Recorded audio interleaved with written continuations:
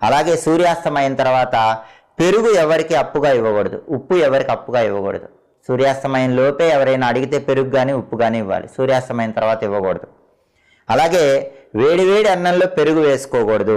భోజనం మధ్యలో లేచి వెళ్ళకూడదు. ఎప్పుడైనా మీరు భోజనం చేస్తుంటే మధ్యలో పనుందని లేచి వెళితే అది అశుభం, కాబట్టి భోజనం మధ్యలో లేచి వెళ్ళకూడదు.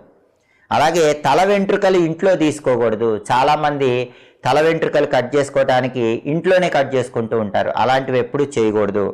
గడప మీద పాదం పెట్టి వెళ్ళకూడదు. మనం గుమ్మం దాటి బయటికి వెళ్ళేటప్పుడు కంగారులో చాలామంది గడప మీద కాలు పెట్టి వెళ్తూ ఉంటారు, అలా ఎప్పుడు చేయకూడదు.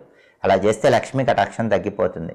అలాగే ఇంటి నుంచి బయటికి వెళ్ళేటప్పుడు కసువు ఊడవకూడదు. చాలామంది ఏం చేస్తారంటే ఆడవాళ్ళు ఇల్లు ఊడ్చేటప్పుడు అది దాటుకుంటూ వెళ్ళిపోతూ ఉంటారు, అలా ఎప్పుడు చేయకూడదు. మనం బయటికి వెళుతున్నాము అంటే ఇల్లు ఊడ్చేసి ఉండాలి, అప్పుడే వెళ్ళాలి. అంతేగాని ఊడవని ఇంటి నుంచి బయటికి వెళ్ళకూడదు. ఊడుస్తూ ఉన్న